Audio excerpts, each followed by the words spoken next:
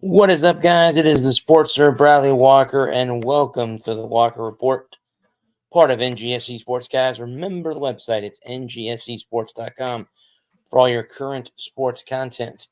We are also part of the Game Winner Sports Network, Mancini Media, the Snowman Multimedia Sports Network, and the Sports Alliance of America Incorporated. Happy Thursday, guys. Welcome in. Again, this is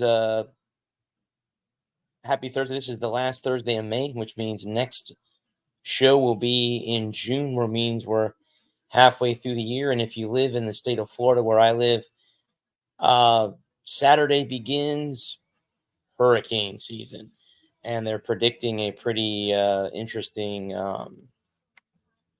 busy season this year. But we have two great sponsors. The first one is CreatingZenSpaces.com. It is the local choice in St. Petersburg, Florida, for house cleaning, organization, decluttering, and pet sitting. It's about finding the peace within you, adding comfort to your life. And guys, remember, Zen Spaces begins with you. Be kind to yourself and one another. We are also sponsored by Fun-Wags.com. Born from a near tragedy when a Fun Wags mascot had a bad reaction from a store-brand treat, we do provide treats with 3 ingredients you can pronounce. Please head on over to fun-wags.com, because in the end of the day, guys, our fur babies deserve the best. That is fun-wags.com. I want to thank Sophie and Terry. I'll be seeing them in a couple days on Sunday for lunch. I went to see them. It's been a while, but thank you to them. They run a great company. And my friend Renee, who runs CreatingZenSpaces.com, who I've known since high school. So thank you again for all your sponsor.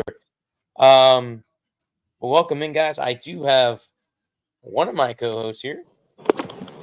What's up, buddy? Did I mess up or something? Did I not send the link to everybody? You're the only one here. and I'm like running right on the razor's edge of being here on time. Well, Lou messaged me earlier today and said that he was going to be running a little bit late. I didn't hear from Gerald, so I don't know if he's got something going on this evening. But yeah, so I come on the show. I just got an article in, Bud, and I'm like, oh shit, no one's on. I'm like, did I not send the link right, or what's going on? I wanted to make sure that I didn't screw that up. My best friend is moving out of state at this weekend. So yeah, you talked about her last week, but I remember you saying that. Yeah. So I spent this afternoon with her, helping her get cleaned up and ready to move. So I'm putting together the studio at the last second, and my audio didn't kick on right, so I gotta go in settings, change my audio over.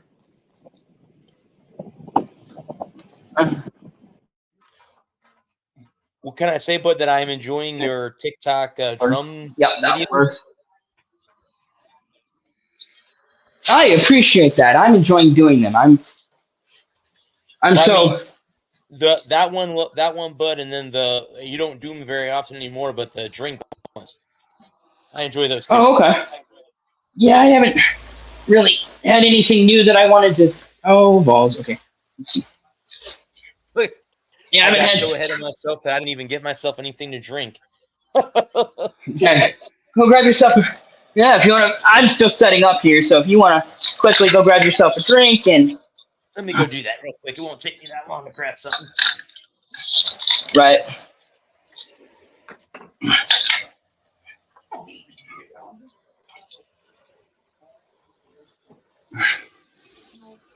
I need to do that too. Oh.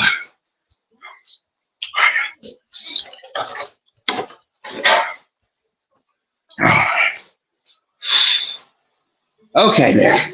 I think I'm officially settled.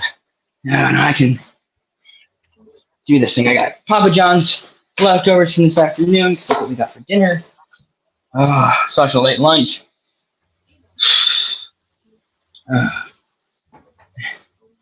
Yeah, it was a mad scramble trying to get back to the house, go to the bathroom before trying to get set up here. And then, of course, I got to move. I had to move the fan, bring the fan downstairs, set up my lights, get my lights in the position I wanted them in, get those set up, and all that happy nonsense. But, okay, so did it expire? Yeah, it just expired. Okay, cool. That's good to know. So that's, yeah, no,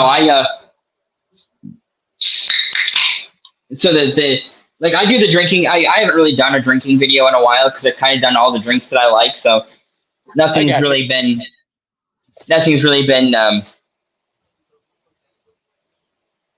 anything. I really haven't had. Yeah, I haven't really had the desire to make a drinking video in a while. But the drum stuff, getting the drum stuff up and going and getting those videos out, I'm really enjoying learning and playing and learning, as it were. Because with my best friend moving away, I don't really have any desire to live here anymore. With everything that's going on at work and that whole situation being up in the air, I'd rather just be on the road. Like if I'm going to struggle and I'm going to work every day and struggle doing what I hate, or it's not that so much I hate it. It's just if I'm going to struggle and just pay bills, I might as well do something I actually enjoy. Struggle and pay, Right. And so, so the band is. I have a name. I had some music already written. I got some drum stuff written that I like learning and playing and trying to get better every week. So if you're in a band and you need a drummer, or if you're looking to join a band, my DMs are open on Facebook, Twitter, YouTube. Well, not Twitter because I got yeeted off of Twitter, but that's a whole nother story. And so that's kind of what I'm doing with the drum stuff and TikTok right now, trying to get better, trying to put myself out there and just get more confident. I did some drumming today, but I didn't record a video because I didn't have time. Because, like I said, I was over there helping my best friend get her stuff in order so that she can move out this weekend. But other than that, I'm good. How you been? I'm good, but I've had I will say this, even though it's physically exhausting, going to working and going to baseball games, like 6 out of 7 days, is hard. I will admit that, but I did enjoy the experience of being able to be in a professional sports press box. Being that it's not college, that these are pros, these are athletes, and at the highest level. It was a lot of fun. I have the next series that we and Ralph applied for is next week, so where I'm gonna cross my fingers and hope that I get that series as well. I know that I'm not really all cool, of them, but I did enjoy. I have enjoyed the 6 games I've been able to go to. I've been, I've been writing so much that Ralph told me that he's like, you need to take a break, man. Take a time out. Take a week off. You need to stop. I said, well, you want us to write more. Here I am writing more. And yeah. So there's that. There's Cheryl. Now that I got you guys both out here, I did read something today, that Tony Haas is stopping at the end of the season in NASCAR. Yep. They're going to keep the other, but they're done in NASCAR as of the end of 2024. Well, the writing was on the wall when Tony Stewart went into drag race. I seen the picture on the wall right then and there. I kept saying to myself, I kept saying to myself, it won't be long before Stuart Haas is done. Because Tony Wow. Stewart is married to Leah Pritchard, and Leah Pritchard Right. also drives NHRA. Yeah. So we could possibly see Tony and his wife come together and form an NHRA team. Well, Tony's done some drag racing in the last couple of years. So, Yeah, but but then again, Tony is getting up in age. So him and yeah, I think he's his in wife, his. him and his wife could come together and form a NHRA team. He might just want to be off the road. Yeah. He may be done. You know, he's been doing it since he was in his late teens. He's been at it for going on 30, 40 years now. Yeah, but if Um, anybody that was smart enough to follow NASCAR like myself and Adam does, you could see the writing on the wall. Well, you know, Because how can And the you money- how can you go NHRA and having a NASCAR team at the same time? That's kind of hard. and the money. And Tony's already did everything he could in NASCAR. They just wasn't. So They just weren't performing. You know. And NHRA, see what that would bring to him. Well, it's not to say he can be as good as that as he was in NASCAR. But then again, he may fall flat on his ass. I think Tony's all done. I think he might run a one-off. He might run a one-off NHRA race here and there. Because you don't. But in terms of- Go ahead, Adam. No, that's okay. Just in terms of being at the track week in and week out, and doing the whole being at the track every week, it's just mentally and physically it's so like when you're, and it goes back to what John Madden said. Winning is a great. When you're winning, and you can't do anything wrong, and you're running top 5, top 10 all day. You got 4 cars in contention for the championship. Racing makes money, but when you're down a beat, and when they lost Kurt Busch, and they had to scramble to fix that, and they couldn't get it right. I just think that Tony got tired of wasting money. But I would say this, though. Congratulations to Christopher Bell for winning the Coca-Cola 600, even though it did finish under a rain delay. Well, just to finish up on Tony and SHR, just want to say one more thing when we move on. Talk about the whole week, the weekend as a whole. Brad's on here twice. Yeah, I went out and I had to come back.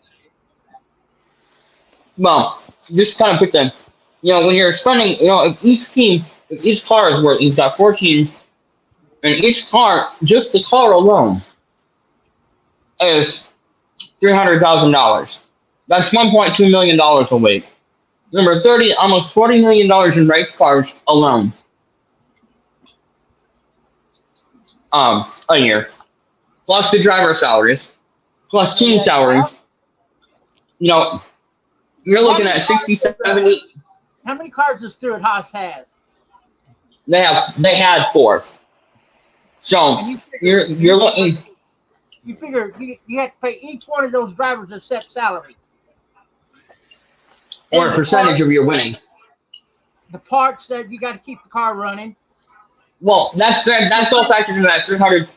All the parts and all of that. Running the car is figured into. It's about $300,000 per car. Then your pit crew. You're looking at another 150 grand. So you're looking at whatever the base salary for their driver is, Let's say it's 550.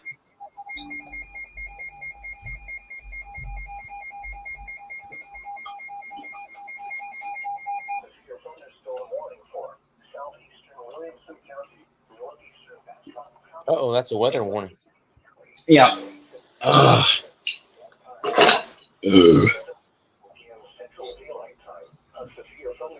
And I saw Bud Christopher Bell won at Charlotte at the Coca-Cola. He did win Charlotte, yep.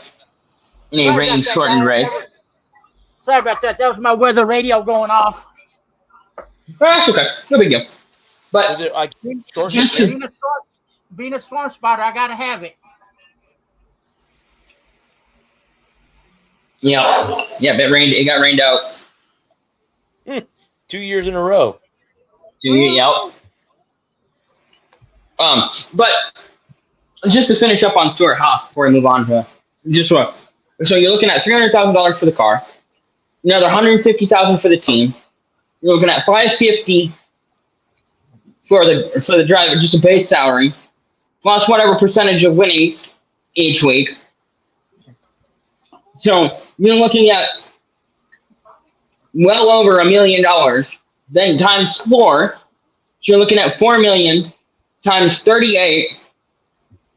So you're looking at $4 million times 38, which is what? Let's just say $50 million a year. $50 million a year to run your race team. Come on, man. Let's And then close it out tonight. And then anything else you want to do, hey?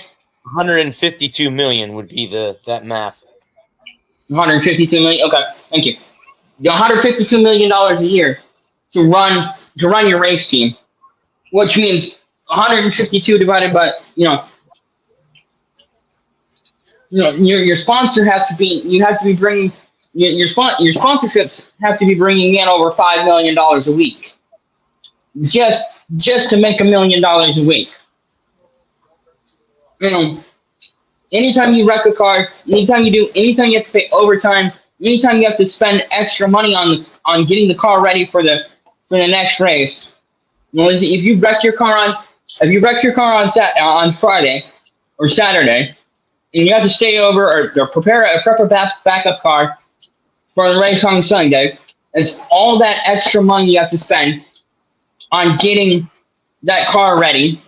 You're looking at spending. You could spend another $100,000 in overtime pay just to get the car ready in case if something happened to it. There's just not enough money. Go ahead, Adam. Sorry. No, that's okay. No, there's just not enough money to go around between Gibbs and Hendrick and Penske. With Gibbs, Hendrick, and Penske eating up so much, Gibbs having 4 teams and Hendrick having 4 teams and Penske having 3. That's 11. That's 11 teams. 11 teams in 3 organizations. Absorbing a ton of money, absorbing a ton of sponsorship dollars, and you've got 11 between those 3 teams. You have probably have an average finish of about 8 between the 4 cars of Hendrick, the 4 cars of Gibbs, and the 3 cars of Penske. And with RFK coming on strong and them getting wins, and Stuart Haas having fallen on since the Gen 7 car came out, I see that the sponsor dollars are just not there anymore. Mahindra doesn't want to spend $5 million a weekend just to have their car run 28th.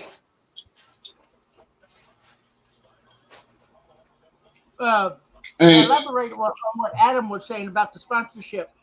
Let's go back to when the likes of Junior Johnson was racing, Ralph Earnhardt, all them boys. They didn't have sponsors back then. If you wrecked your car on a Friday, you didn't race on the Saturday. That's not entirely true. And if you didn't finish in the money and you wrecked your car, you didn't eat that week neither. You know, I don't know how much of that's true though. That feels like at this point, with what I know about NASCAR and the money, I feel like it's more urban legend. Like how tough, because like those guys wanted you to think that they were tough and they had it hard. And sure, some guys did. You know, I'm not saying that everybody, but for the Junior Johnsons, for the Lee Pettys, those guys, they could go out and they could get a sponsor. They could go and make a deal with their local tire guy and get 5 or 6 tires for the weekend. They had people that were just desperate to be around cars who would volunteer to work to wrench on the car for a weekend. This all didn't change. That mentality of, hey, let's just show up at the racetrack and see what we got and see what we can do, and we'll have fun and maybe we can make a couple grand. That went by the wayside when Junior Johnson went from driving to owning. Junior Johnson was an innovator in big money. He was the first he was the one that pioneered 2-car teams and big sponsorship dollars and having multiple cars with the same sponsor. Why let the money that could go? You know, why Budweiser is willing to give you $8 million?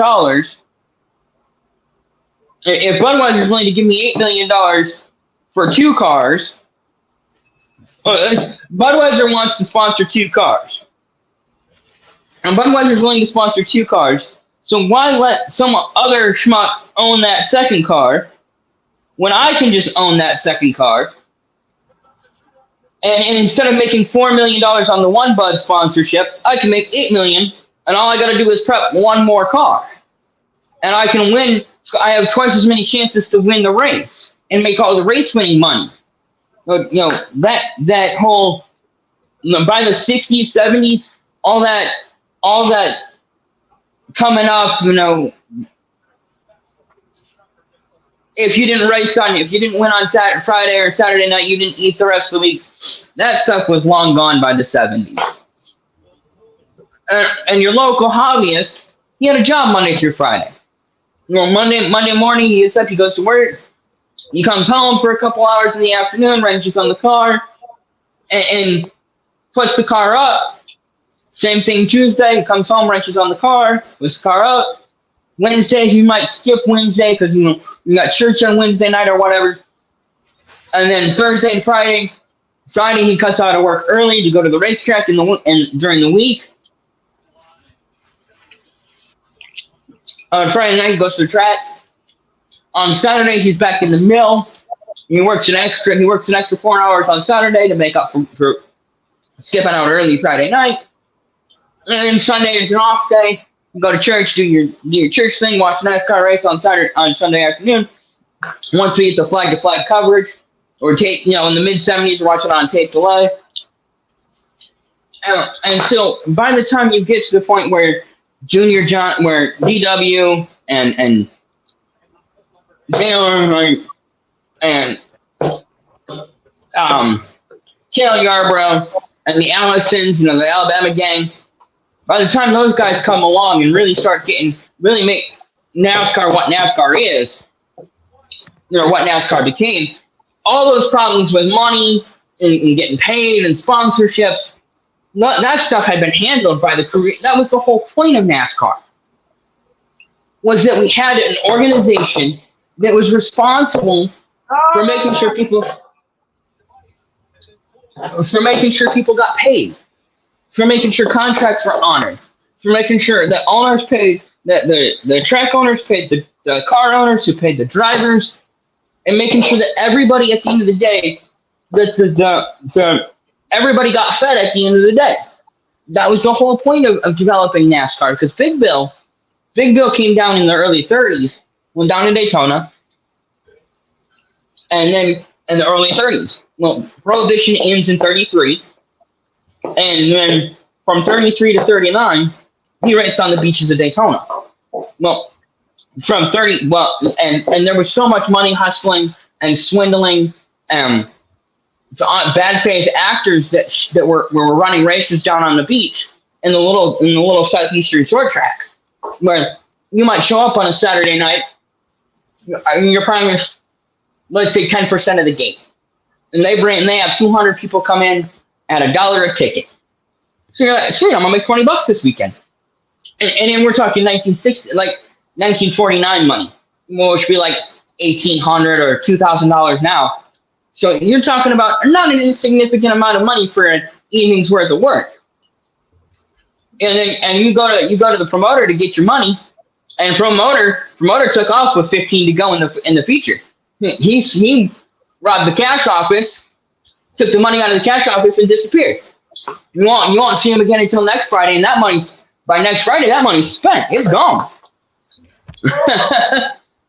And so Big Bill, after the war, when all these guys got back from the war and their cars had been sitting in storage for 5 years, and there weren't no rum running to do anymore, he went down to the beaches. He got him and his boys together, and they formed NASCAR so that they could clean up the bad faith actors.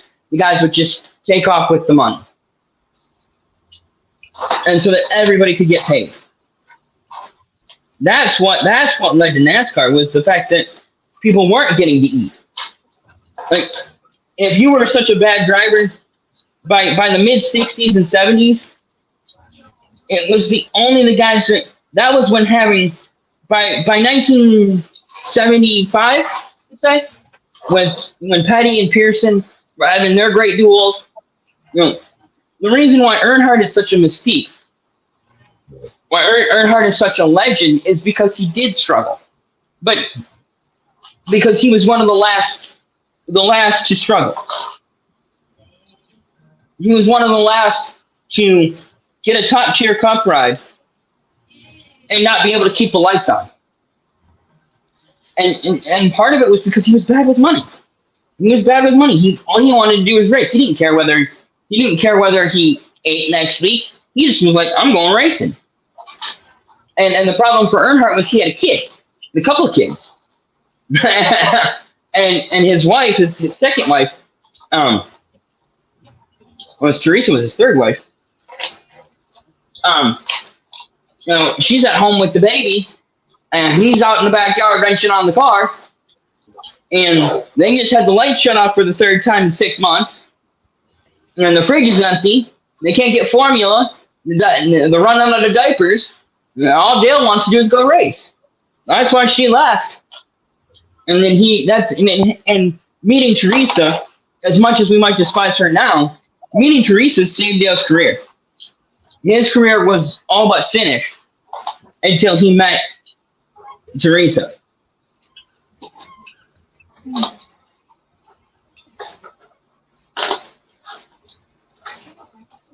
I think sometimes in some cases it's with either friends, family, or women in general, you meet the right one. The right one comes along and puts you back on the track you were supposed to be on, where helping you with finances, or may even be just putting you back in the right track, like you were off the, oh, I'm partying too much, or I'm spending my money too much. Well, they can straighten you back out and put you right back on the right track and turn your life around. So obviously that's what happened with her, with Dale and everybody. But I mean, I understand that too. I think it comes down. I think it comes down with Tony Stewart. I think A, he's getting older, and B, he doesn't want to spend as much money anymore. Or he doesn't want to be around the track as much anymore. So he would rather do his own thing. And if that's stepping away from NASCAR, well, then that's stepping away from NASCAR. So that's on him. And I'm sure he'll be successful in anything that he does, because he has been successful in most of his endeavors. So, yeah.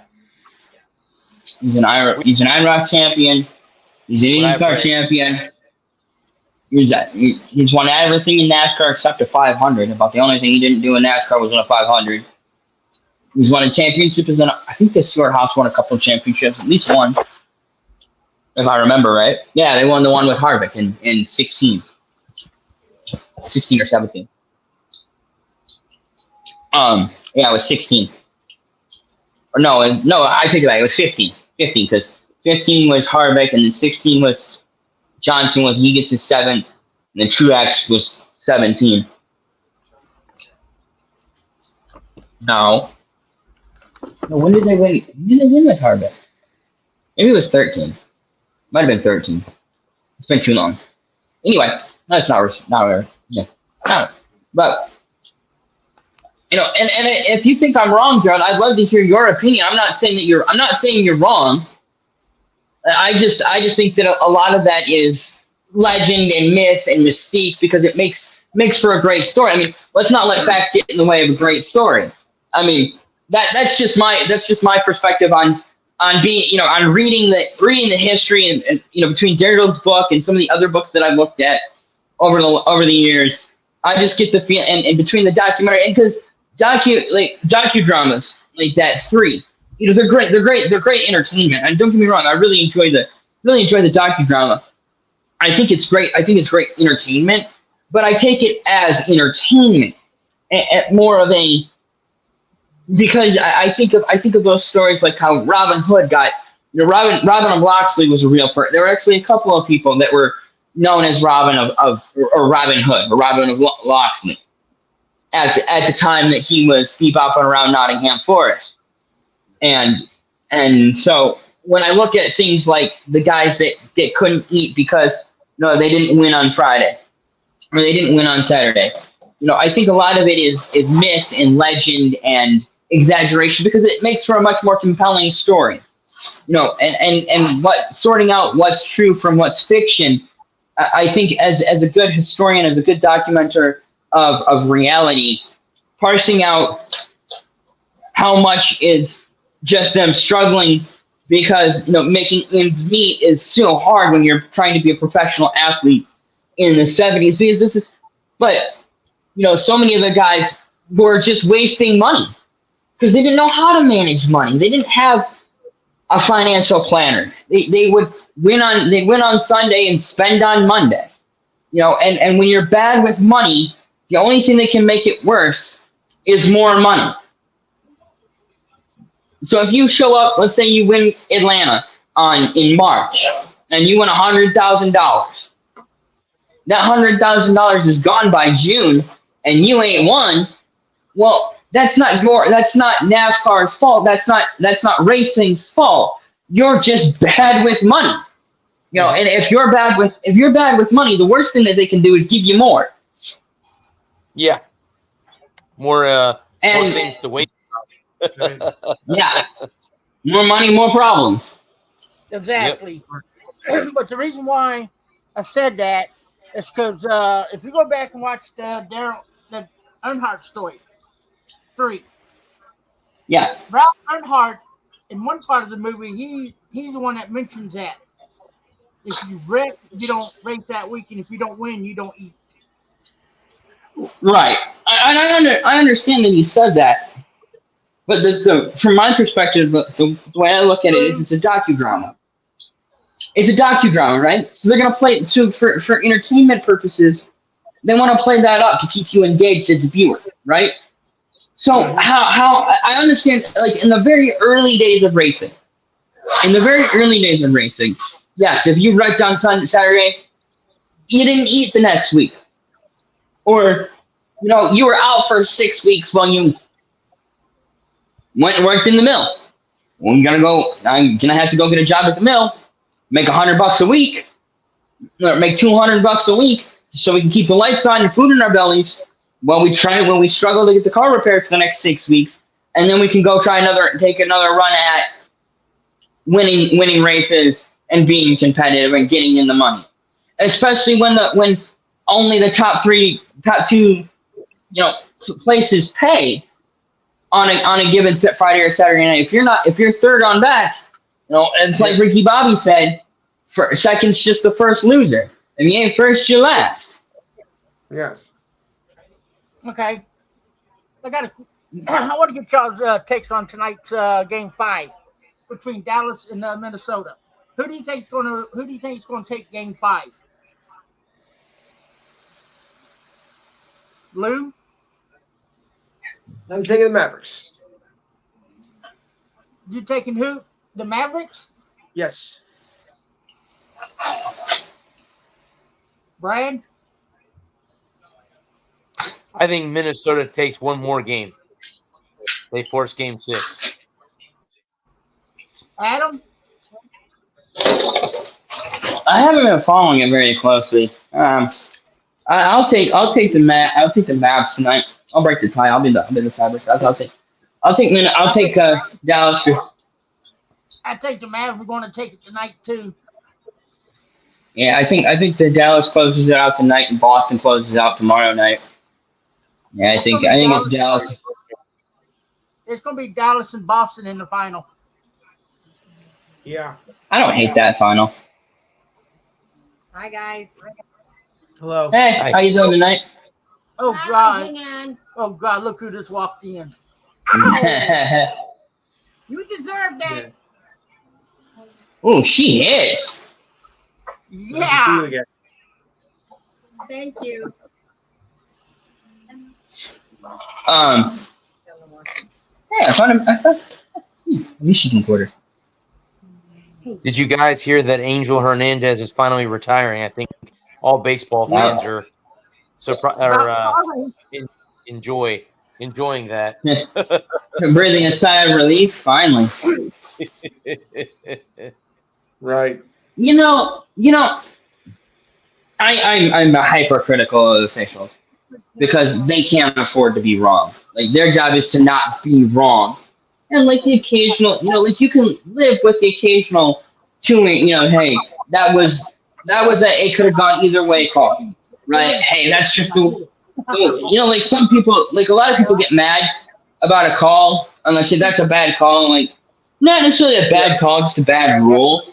Like there's a lot of times where calls are made, like that's the rule. That's just the way the rule is, and it's being interpreted how the league wants to interpret it. It's not a bad call, it's just a bad rule.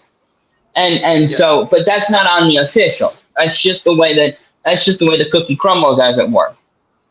But with Angel Hernandez, he was just bad at his job. He couldn't get the call right to save his life. Hey, You can't be an 89. You can't be an 89% up. I don't care what division if you're in. I don't care if you're in Pee Wee. I don't care if it's T-ball. You can't be an 89% up. No. If you're just if it's like hey, that could have gone either way. The Fox strike said let's say it's Cardinals and Pirates, and it's Cardinals are pitching.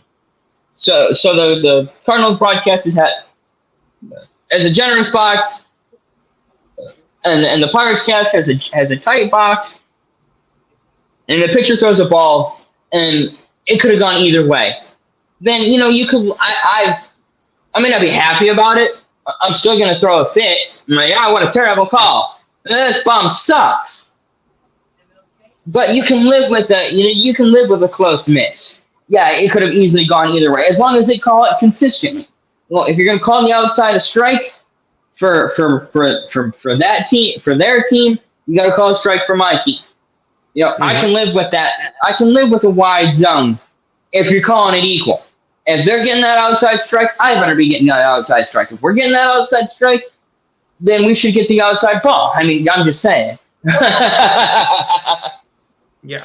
No, and buddy, like I said, I was talking to you earlier about the games I got to go to, and I noticed that because we're behind home plate, and I noticed sometimes when the catchers come up to bat, you can see that majorly. If they're getting a call, if they strike out and the umpire calls an outside strike, you'll see the catcher go, okay, you're going to call that for my guy too, right? Because if they know they're calling outside strikes, they're going to call for the pitcher to throw it outside to see if the umpire is going to call. But you're 100% right. Angel Hernandez was 87% wrong. I mean, he would call strikes that were 3 feet off the plate and call a ball that was right down the middle of the strike zone. So, I mean, that's, I guess, I don't know if he did that on purpose or he was arrogant. I don't know. I don't know him personally, and I'm not going to, say anything bad about him. He just was not very good at his job. Let's just say that. But how do you I think the problem with Angel Hernandez was Angel was very vindictive. Mhm. Angel got in his feelings. If you said something about a call that Angel made, like let's say the Tigers were playing, let's say the Rays, right? And Verlander was in, say it's 2013, and it's a June game in Detroit or in Florida. Let's say it's in Florida in the dome. It's hot. It's muggy. It's kind of miserable, right? And all he wants to do is go home. All he wants to do is go home. So if Florida gets out to a 3 or 4 run lead early in the game, he's going to start calling that strike zone. He's going to call it a wide strike zone for Florida. And he's going to tighten up Detroit's strike zone, right? Because he wants to go home. Because he wants to get out of there. He wants to get done. Yeah. But if Florida, let's say they go into the 5th tied at nothing, he's going to call it pretty much down the middle. He's going to call it pretty even until one or the other team gets ahead. Well, if Detroit gets ahead, Detroit gets that expanded strike zone. Detroit gets that outside, inside call, up, down. They're going to get that favorable call. That favorable call at first base. If Florida gets up, if the Rays, Tampa Bay gets up, they're getting that favorable strike zone, up, down, inside, outside. And if somebody says something, let's say Verlander goes out there, throws an inning, and he's not getting that outside strike, right? He's not getting the outside corner. He wants the outside corner. He thinks that ball is on the outside corner. Well, guess what? When the next time the Rays are up to bat, that strike zone's gotten even shorter. So he's not getting. So he'll throw an inch on the plate, and now because Angel's petty and vindictive, Angel's not giving him that strike. Where that ball is cutting the line on the outside corner, or inside corner, or the outside half or inside half, or on one of the corners. Well, he's trying to pick a painted corner, and Angel's giving him that strike because he's vindictive and he's petty. Because he hears everything. The worst umpires are the umpires that hear everything, that listen to what the dugouts are saying, and run a guy in the 3rd inning for talking. Mhm. No, Mr. Official, no one cares what you have to say. I don't care if you insulted your mother to your face. Deal with it. That's part of the job. Yes. If they're not directly interfering with the ability to play the game, tough. Deal with it. Mm-hmm. That's how I feel about ejections. If they're not directly interfering with the ability to play the game, you just gotta put your ears on it and just take it. Sorry. That's part of being an official. If the players are not stopping you from being able to call the game, if they're not directly interfering with your ability to make a call, like if you say, "Hey, you need to go to the dugout," and they go back to the dugout, and they want to chirp you from the dugout, that's baseball, man. Just deal with it. And they're not. If you get understand a reasonable amount of time, right? I get the idea that you have a reasonable amount of time to make an argument, to argue, to find out what. Hey, to ask the ump where it was. Hey, it was inside, outside, up, down. Why'd you call that one? Just so next time I know what I'm looking for. All right, and to have a reasonable conversation, right? I understand yelling and screaming and throwing your bat at the ump is going to get you a run. But if you're sitting on the top step of the dugout just giving the ump a little what for, that's your prerogative, in my opinion. Yes. Well, speaking of being thrown out of the game, did you see what happened to the former Mets pitcher throwing his glove over the top of the safety net, the game in L.A.? Or was it in Los Angeles? Or was it in New York? I think it was in L.A., right? Was it they at home? Yeah. Were the Mets at home or were they on the road? I don't remember. The Mets But he were got at home. ejected by the third base umpire. He comes off the field, untucks his jersey, Hey throws guys, his I gotta glove. go. I gotta take my dog out. She's over here bugging me. No All problem. right, we'll see you later, bro. He threw his glove over the top of the net, then goes into the locker room and says something along the lines of, "I play for the worst fucking MLB team," or something along those lines. Well, they cut him. They released him today Right. after that comment. I I'm guess sure he's just heartbroken. one of the media Yeah. members said that he said that he was the worst effing teammate. He said, "I never said teammate." He said, "I was on the worst team." Media likes to make up stuff that isn't true. So Yes. he did say that today. But yeah, he's obviously that team is frustrated. You're falling apart as a team. Yeah, they are. And you know, it is what it is. But I also think too, but with Angel Hernandez, and I could be 100% wrong with my opinion. Next year, I think they're going to have the automated balls and strikes. They're going to have even umpires all safe and out and all that stuff at the bases and that kind of thing. But I don't think he wanted to be a part of that ball and strike automated call because he wants to No. call his strike zone, and some umpires are egotistical and don't want to say that's a ball or a strike. So Yeah. I I he stepped away. I mean, no, I could be off my rocker, and that wasn't anything to do with him retiring, but I think that had something to do with it. They know it's on the horizon. Mm-hmm. Yep. No, I'll agree with you 100% on that. I didn't even think I didn't even come up with that, but I 100% agree. You know, he definitely Angel is definitely the type that would balk at the idea of technology taking over and being able to do a better job than him. You know, and for me, yep. And for me, with this new the whole robot coming in next year, or the automated balls and strikes, I'm looking forward to it. As long as it's even, as long as it's consistent, every single time, with a variation of less than 1%. You know, I understand that machines there are calibration issues that sometimes, you know, and then having the ump as a backup, it's fine. I'm okay with that. Like if there's a calibration issue, if the power goes, you know, if the robot system crashes, and it's going to take. That's what worries me. No, that's why you have the umpires. You still have the umpires in the stadium, right?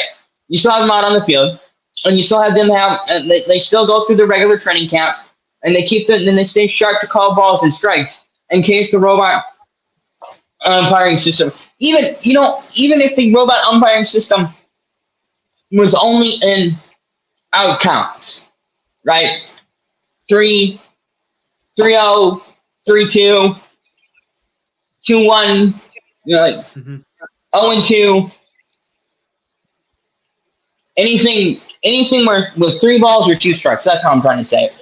Anytime there are 2 balls or 3 strikes in the count, then we kick over to the automated system. You know, that's something we could play with. You know, an idea to work it in slowly, kind of integrate it in without rushing it.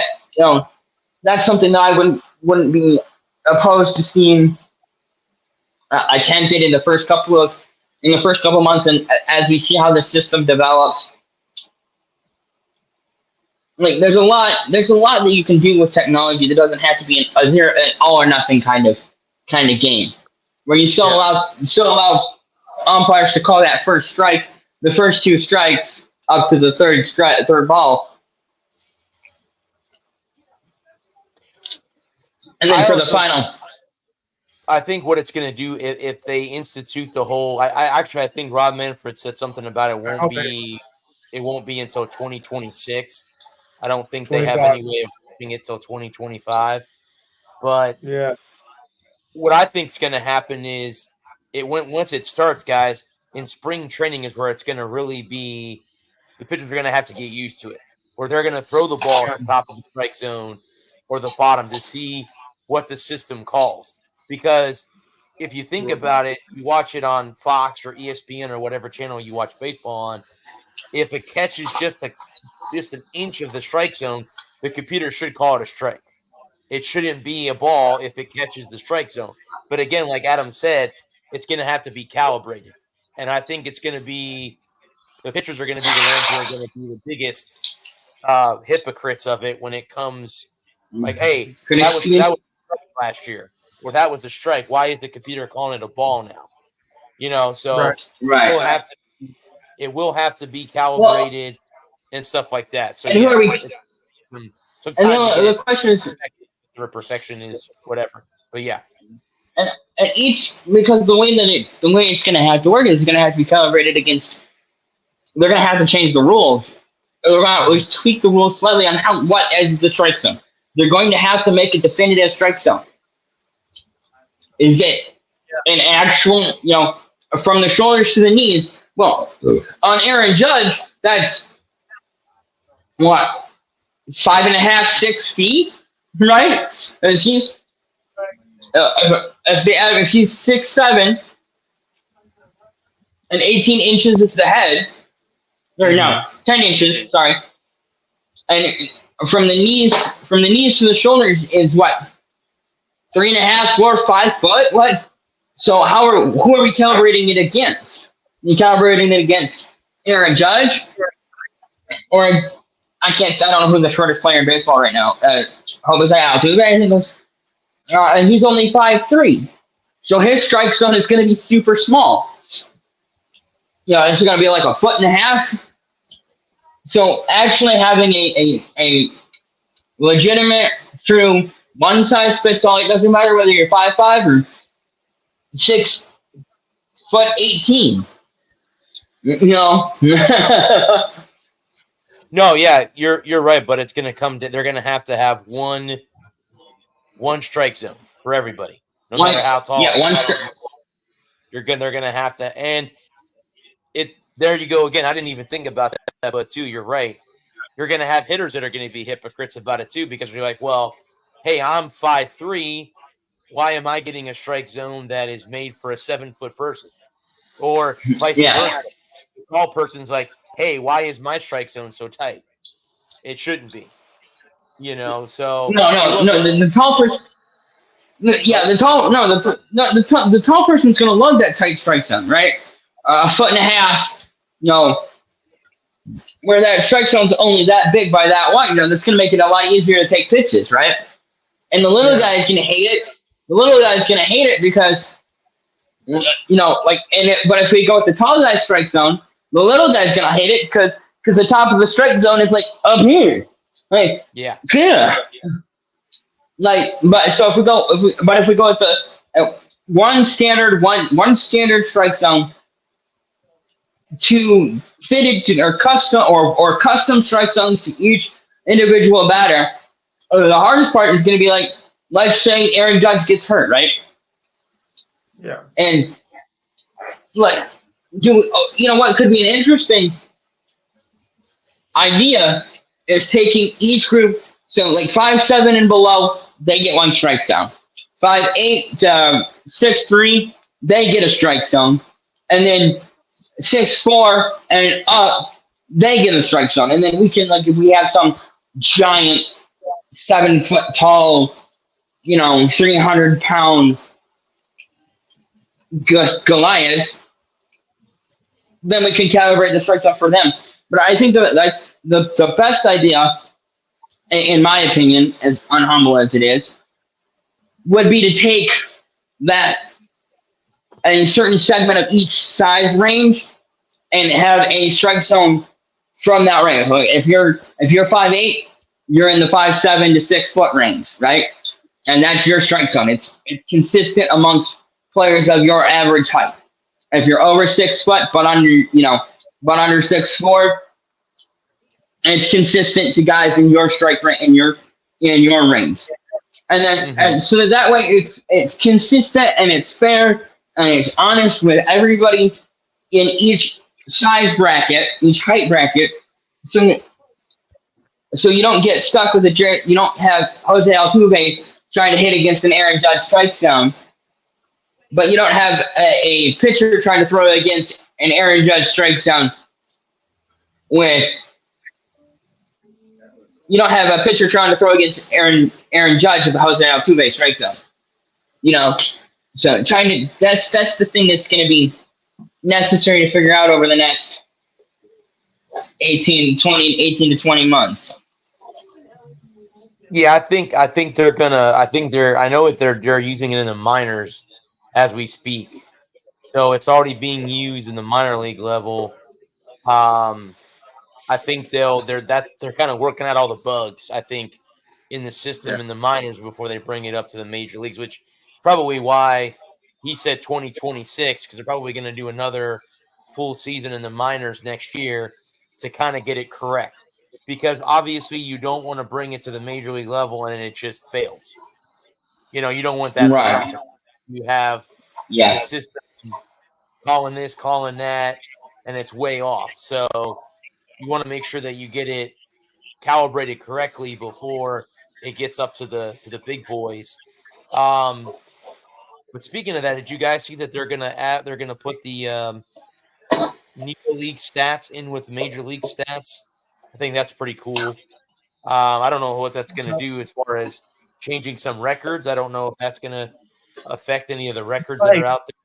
So we'll see. But yeah.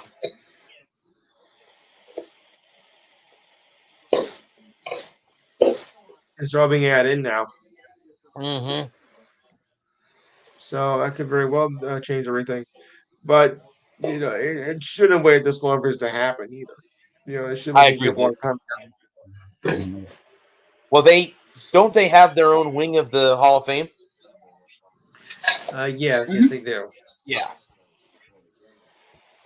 I mean, from what I've read, I've never been, obviously I wasn't around when the Negro Leagues existed, but from what I've read, there were some pretty good teams in the Negro Leagues that could have easily been in the Major League Baseball, but because of the whole, race thing, they were not, they weren't able to play, but there was a lot of good players in the Negro Leagues. Obviously Jackie Robinson was, the first one, up and to make an impact, and then so on and so forth. But I think it's cool. Like you said, I think it's long overdue. It should have been a long time ago before they decided to bring it together. I want to say, guys, and I think I saw a YouTube channel a couple years back where there's this kid who is going out to find all these Negro League players and make sure that they get the recognition that they deserve.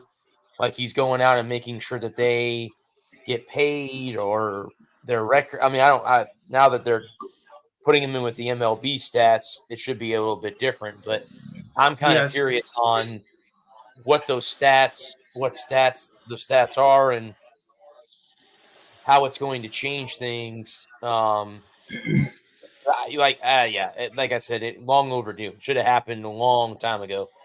It should have happened a long time ago. So happy that MLB finally got around to combining the two leagues together and setting the record for the guys that played their butts off in the Negro Leagues that they deserve to have. But I saw that the other day, and I'm like, I wanted to ask you guys about that, how you felt that those records. I don't care one way or the other.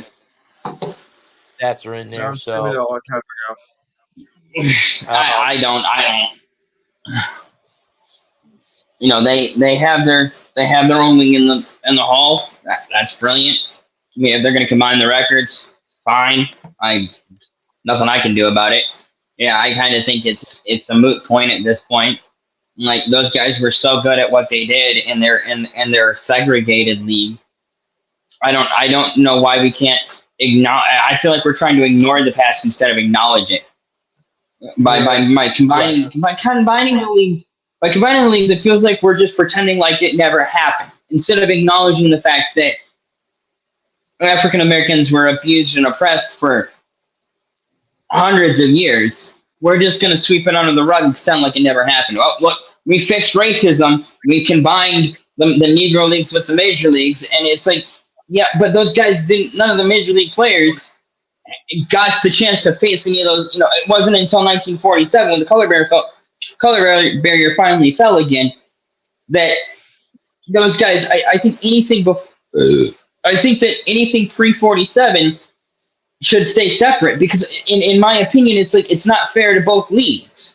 It's not fair to the Negro leagues to take all their records and say that, well, you guys are just as good as the MLB, and it's not fair to the MLB guys who never had like all these guys who would have happily played against black players who are just that. Well, it's segregation. It's the 30s and 40s, so we don't get to play against white players, and like these black players didn't get to showcase their talent against everyone else until 47.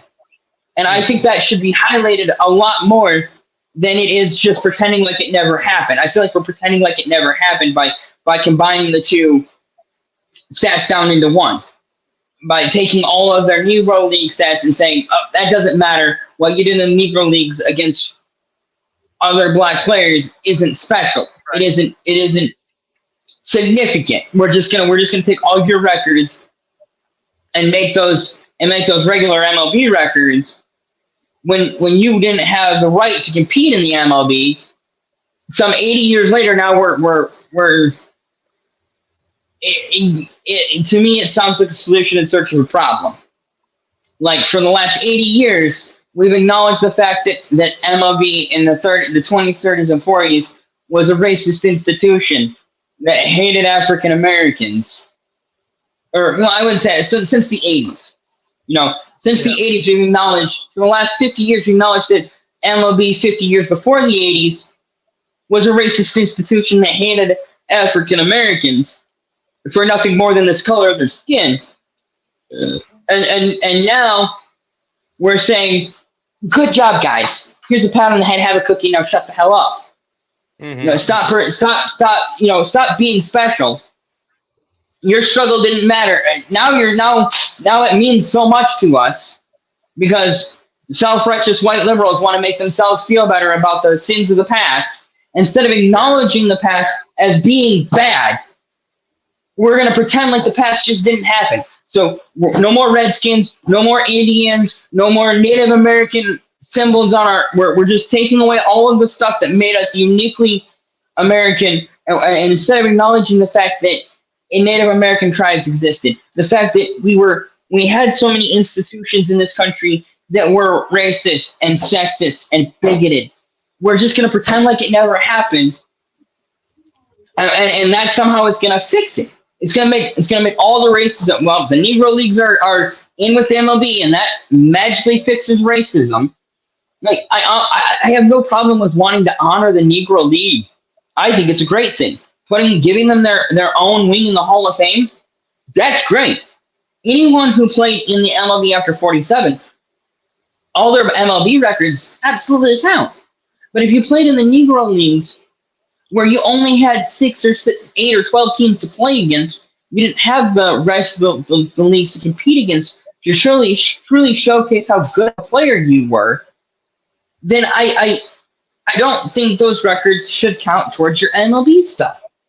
I think those records those records are significant for the fact of the matter that we can't forget that racism and bigotry existed for nearly 200 years from the founding, from before the founding of this country up until 47. And just because the color barrier fell in 47, it didn't magically fix racism overnight. No. And this is just another instead of confronting the problems that we have with race and racial tensions and racial division in this country, we want to pretend like it's not bad, and we're just going to throw another coat of paint over it with hand waving gestures of making it of lip service acknowledgement of other people's hard work. And look, is it great that they're being? I'm not opposed to acknowledging I think they would be better served by having their records acknowledged as a separate thing, as a special thing, a special case. Because now we're going to forget what the Negro Leagues were and why the Negro Leagues were. We're just going to go, oh, those are MLB records now. They're not Negro League, they're MLB records. Why were they considered Negro League records? Why was the Negro League? Because the institution that was Major League Baseball was run by bigoted, racist jerks. And I'll cede my time because I could go on for another 40 minutes. No, but I'll be honest with you. I never really looked at it like that. But I think when they combine the stats, I think they might, again, the whole asterisk thing. I think that might be what they do is they'll say Negro League record, or Negro League player. They're going to make sure that when the stats are combined, they're going to acknowledge that the player played in the Negro Leagues. They did. And like you said, absolutely. I think and correct me if I'm wrong, I think the Boston Red Sox, I'm a fan of their team, they were the last team to have an African-American player play for them. So there you go. They were one of the last, if not the last. So and they didn't, I don't think they desegregated until like 63. Something like that. Yeah. And like, I really don't think that people of color, of any color, it really doesn't change their lives now that what it does, the only people that it makes feel better, the only people that care are self-important, rich, white liberals. Mm-hmm. That think just doing stuff instead of actually delving down to the root of the issues and dealing with the problems, the systemic problems of gerrymandering and educational reform and family dynamics, things that and true cultural differences that actually drive people away from each other. We're gonna slap a Band-Aid because it's hard to talk about and because we're white and we feel guilty about the past. We're gonna slap a Band-Aid on all this nonsense, and we're gonna pretend like our white ancestors weren't absolute all the bad words. Yeah. That all of our, that yet my white ancestors were Jews, for Christ's sake. Like, I don't have a long history of oppressing. I've always been a working class stiff. I come from a long line of working class stiff, white trash without money. So I trailer parks and I don't have any animus towards anyone of any race. People are people, we all just melanated just a little bit differently, and that's cool. Who cares? And the whole idea of combining the records to me stinks to high heaven of liberal guilt. Look, and I'm a liberal. I'm no conservative right-wing bigot. I believe in abortion and rights and drug legalization and all these other liberal causes and minimum wage raises and all the cause du jour of your typical liberal thinker, if you will. I'm no right-wing bigot, right? I take a nuanced approach towards each individual issue, and I come to, as best as I can, as a rational conclusion about how I should feel about that issue. And there are certain issues that I just don't think are that worth getting worked up about. And this issue to me, like, I understand where some people are coming from. Like, Brad, you're saying it's a long time coming. I think it's just too little too late at this point, because we can't go back and fix the problem. This doesn't address the systemic racism that plagued our country for nearly 200 years. The fact that MLB from its inception, from the 1870s until 1947 and actually beyond, based on individual teams, was for nearly 100 years, baseball was run by racist, bigoted, selfish, self-centered, arrogant pricks who didn't care about actually doing the right thing. This is not doing the right thing. This is just making yourself feel better for your ancestors' bad behavior. Yeah, I never really looked at it like that.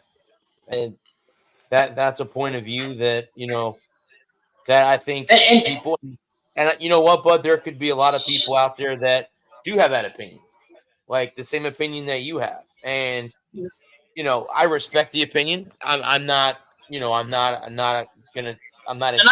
you have to. I'm not saying you have to agree with me. That's just how I see it. I see it as not actually like I don't have a problem with combining. I'm not going to say that they can't combine the records because that's dumb. Like they've already done it, so there's no point arguing about it. My problem is that it's not actually doing anything to fix real issues.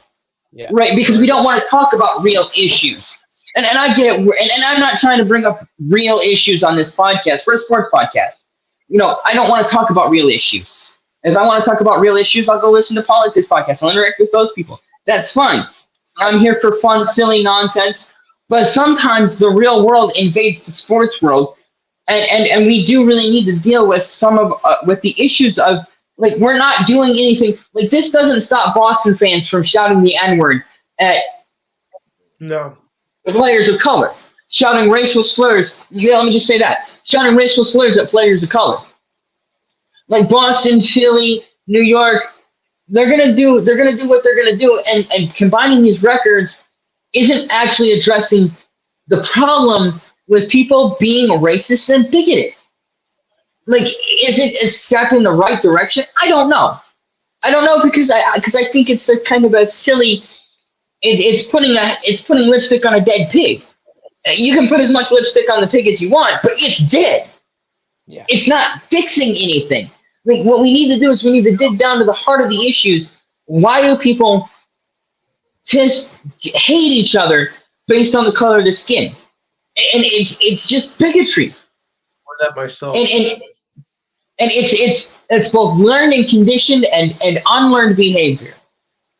Because you don't have to be, you can be raised by the most loving, caring, gentle, politest parents in the world, and you can have a couple of bad interactions with a person of any race and become a racist because you hate people of that skin color.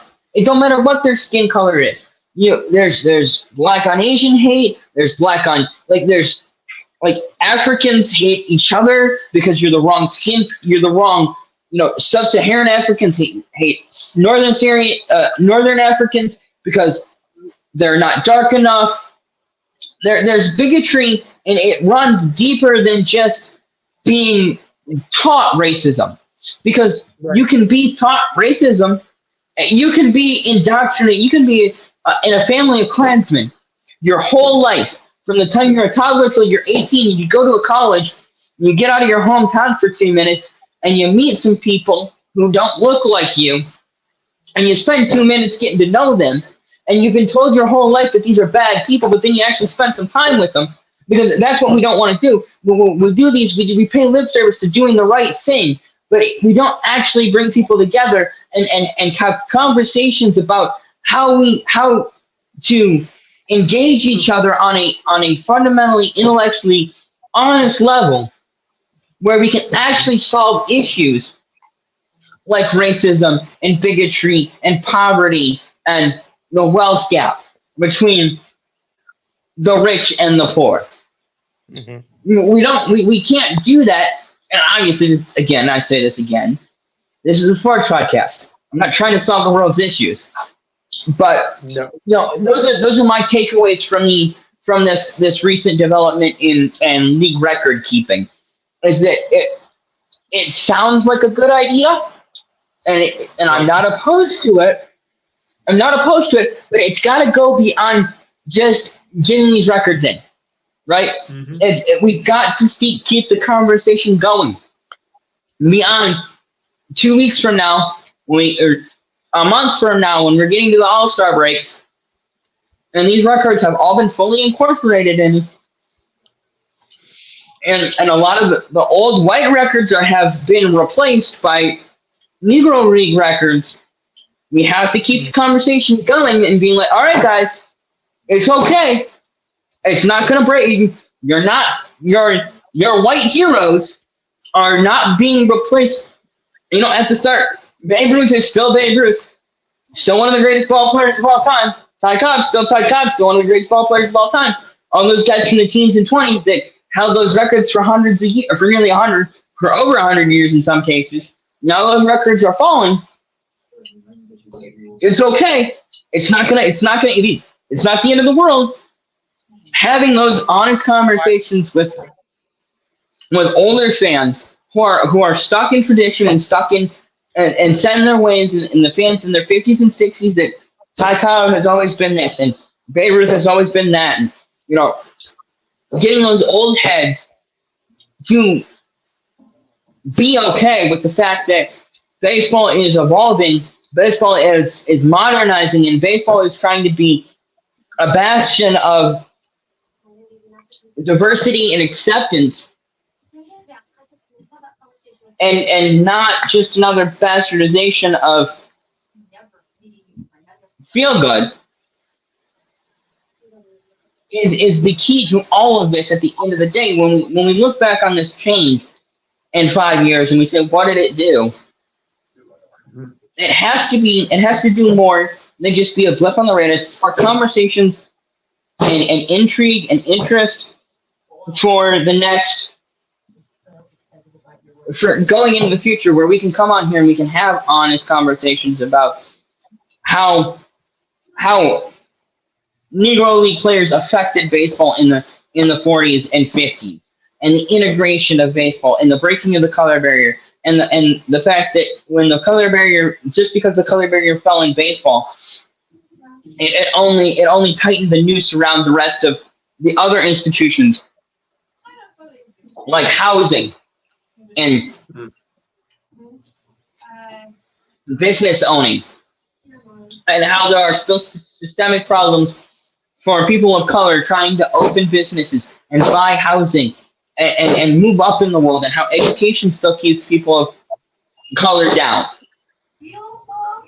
and how there are so many issues that we have to deal with, from policing to politics to sports, where we create a more polite society, a society that looks at judges you not based on the color of your skin, but on the content of your character.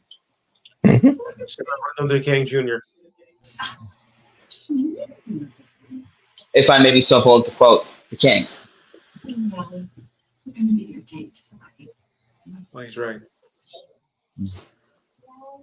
Yeah, no, I mean, Shall we move on to something more fun and less? yeah, I was gonna bring up, I don't know if you guys saw or not, that they dropped the charges against Scotty Scheffler in Louisville. As we should. So that was interesting, and the cop made a funny quote after the charges were dropped, that he said he wrote a tweet to Scotty saying, well, you know, it's sad that we live in a society where I have to wear $80 pants, but they were just pants. You know, it is what it is. Again, I guess the attorney said that because there was no body cam, there was really no proof that he ever dragged the cop to his car. I don't know what happened. That's what was said. And that was what was heard. But they said that there was no evidence to convict him or have a trial for it. So they let him, you know, they dropped the charges. So it is what it is. I mean, obviously,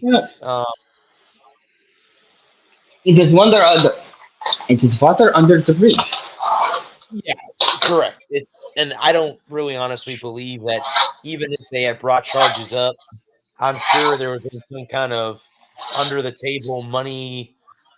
Hey, let it go away. You know, I mean, yeah, you know, he could have put no contest, We give him a small fine. Hey, don't do it again. If no incidents within like for the next 24 months or whatever, 12 months, they could, whatever the prosecution, the judge whatever kind of deal they cut, the charges will be dropped. It's $1,000. Like obviously they didn't go forward, but something on the lines of $1,000 fine and 6 months probation would probably be pretty standard. In terms of an incident like this, especially for a high-profile individual like Scheffler, you're not looking at any serious jail time. Nobody got hurt, so like the cop didn't have any abrasions. It was just a gross misunderstanding. So, at the end of the day, it's just water under the bridge. Yeah. And now you got a funny story out of it. I'm the cop that arrested Scheffler on during the PGA. yeah. PGA, yeah. Mhm. So, yeah, I'm 100% surprised. I'm 100% not surprised that the charges were dropped. That's kind of Right. that's kind of how it happens when they're like there's a lot about. It's not just being famous that makes the difference, because there are, like, if you're in your local town and you're well liked and you made a mistake, they'll work with you, and they'll and you can make a deal or whatever. But if you're somebody that's always having run-ins with the law, if you're always in traffic court and you pull a stunt like that, they're probably going to throw the book at you. Yeah. Yeah. Because he's a high-profile athlete in a city that he doesn't live in a very minor incident, we're just going to move on. Either that, but or they would have come to and said, "Hey, we need, I don't know, we need a couple $100,000 to build this bridge." Well, okay, here, if you make the charge disappear, he'll pay for it. Just don't say that the money came from him. There would have been some kind of under the table deal to be that way. I mean, no doubt. There's no doubt. You're right. Now, if like you said, if you were in traffic court trouble, the book's gonna get thrown at you. You're gonna serve jail time. Period. You can serve jail time, or have a hefty fine. But they're typically that stuff, like those under the table deals, really don't happen because everything is so transparent. Like a lot of people don't understand how the way the legal system works is, like, there's not a lot of that dirty dealing. It's not that dealing isn't necessary. Like, because of the way that the laws are written now in this country, we don't have a lot of that under the table black money stuff because it's not necessary. You'll get a sentence, like, because you have three options when you get arrested and you go before a judge. If you actually get sent before a judge, done. Like, there's four options. They can drop the charges.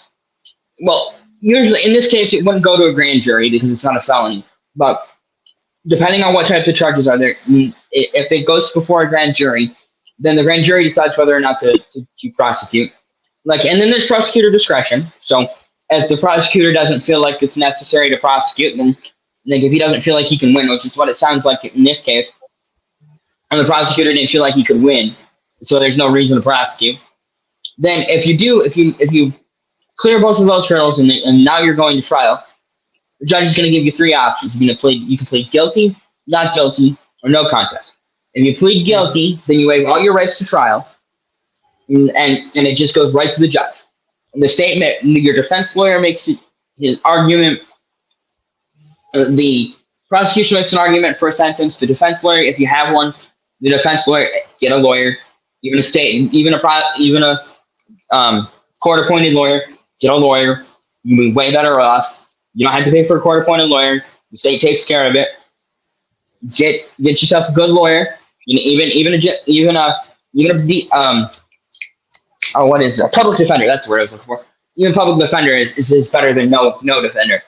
So then the state makes their case, the defense makes their case, the judge weighs both cases, and then gives you out a sentence based upon the recommendations of both parties and the severity of the crime. Then you can plead not guilty, and then you can decide. Then you have the option of going before just a judge, or going before a jury of your peers. And if you just go before the judge, then the state makes their case, and then the defense makes their case, and then the judge makes a ruling based upon the arguments made by the prosecution and the defense, convicts or exonerates based upon the preponderance of the evidence. And it's kind of the same thing. And then you go back into the sentencing phase, and then you have no contest. Where no contest means you're accepting responsibility for the incident, but you're not saying that you did it. You're saying, I can't prove that I didn't do it, but they can't prove that I did do it.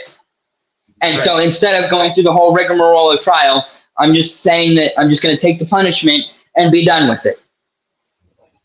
And then, of course, then you have the defenses. The prosecution makes an argument for sentencing, and the defense makes an argument for sentencing, and the judge makes their ruling and hands down a sentence. So that's, in a nutshell, in a very crude and not professional lawyer way, is kind of how the justice is mediated out in this country generally. Those backroom deals, like, hey, we'll let you off if you get, put $100,000 in the city fund. That stuff doesn't really happen. It's a lot of, like, that happened. That was a lot more in the 60s and 50s and 60s when you had big mafia crime bosses who were buying mayors and laundering money. But with high profile cases like this, like a Bugsy Siegel, or, if one of Bugsy's men got pinched or Capone's men got pinched, they might go down there to the city office and say, hey, look, there's going to be $10,000 in a canvas bag on 25th and 3rd at 3:30 on Saturday, and you know what to do with that. You know what to do. And then, of course, then the prosecution drops the case and everybody walks away. That was very common. That was very common in low profile hitter thing. Think of like Bugsy, or not Bugsy, Bloody Bulger in Boston in the 80s. Like, he'd go down and if one of his cocaine guys got pinched, it wasn't a high profile thing. He would go down there, he'd drop a couple $1,000s on the table and be like, hey, let's make this go away. But when you have high profile things like this, where everybody knows his name, it was all over the news.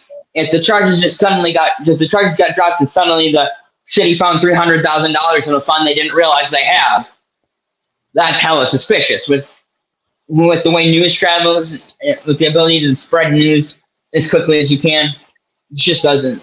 That kind of stuff just doesn't happen anymore. It's not necessary. I think if it did, like you said, but I think social media would leak it out, and then it would hit the fan if that did happen. You're right about that. Yeah. And in a case like this where it's such a minor incident, we're not gonna even mess with it. We're just gonna drop the charges and move on with life. And the city might find $100,000 it didn't realize it had laying around, or he might do, there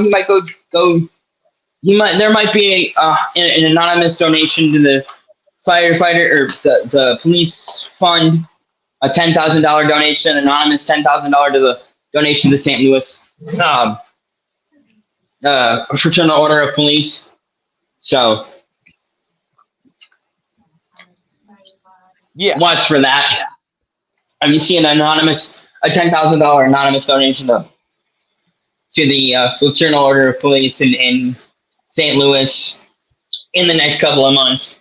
Yeah. Then I'd be willing to say that they cooked up a deal. and they made it go away. But I'm more willing to take people at their word. You know, I don't see conspiracy around every corner. I think a lot of these things are just very black and white when it comes to dealing with, especially in modern law, with how quickly information spreads.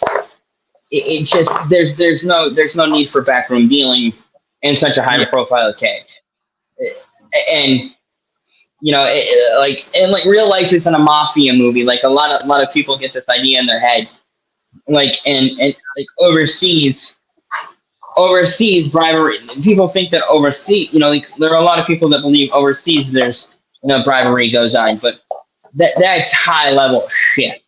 This is not high level shit. This is street level stuff. You know, like there's it's low level shit. This is just an accident. It was a big misunderstanding. It should have been handled way better by both parties, and we're just gonna move on. We're not gonna worry about prosecuting a guy who's in town once a year for a misunderstanding, and we're not gonna punish a cop. We're not gonna kick a cop off the force for trying to do his job and making and having a miscommunication. Yeah. And so, you know, the biggest tragedy of this whole damn incident is that the guy that got killed isn't getting talked about. You know, a man's dead, and here we are worrying about Scheffler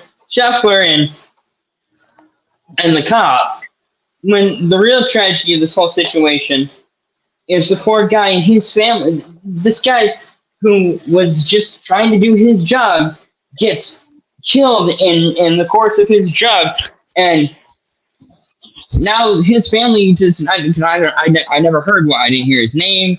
I don't know, he was married, had kids, you know, but his mom and dad have to bury his son. You know, his grandparents have to bury a grandchild. If he has kids or a wife, their dad and husband aren't coming home Monday afternoon. That's the real tragedy. That's the real thing that's been lost in the shuffle, is the fact that, you know, an innocent man is dead. A guy who did nothing wrong, just trying to do his job, got killed in a tragic accident, you know? And then the poor bus driver that has to deal with that for the next forever. Yeah. Yeah, actually, So, if you think about it, you know, they at the tournament, they never mentioned him dying. You know, they were talking about Scheffler, they were talking about Xander Schauffele, who won. But yeah, they never mentioned the guy that died. So, in all reality, yes, it's nice that we're sitting here talking about Scotty Scheffler not being charged, but then, like you said, there was a guy that got killed volunteering by the way, you know, doing his job. So that's what we should be talking about. But that's what it is. We move on. You know, Scheffler went out and shot 65 in round 2. So yeah. But I mean, you know, it's just it is what it is. Yes. I was just checking the score, guys, on the NBA. The Mavericks are up by 16 points. By checking it out here, right? Let's see.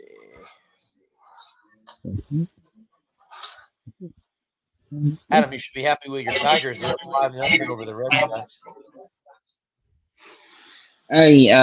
God, the Tigers, they're so hit and miss this year. Win 1, lose 6, win 6, lose 1.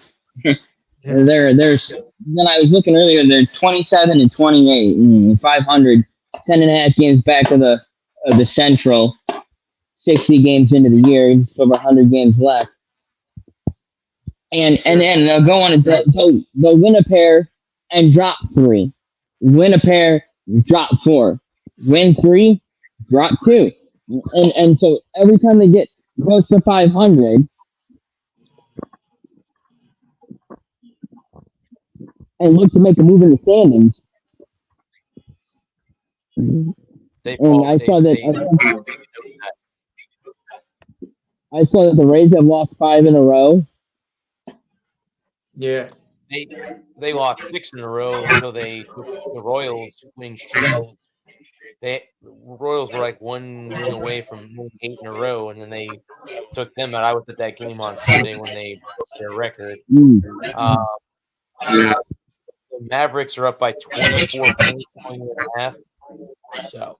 Looks like it's good night, sweet Irene for the win. I'm kind of disappointed because I was kind of rooting for the Wolves. I'd like to see another team without a championship break through and get one.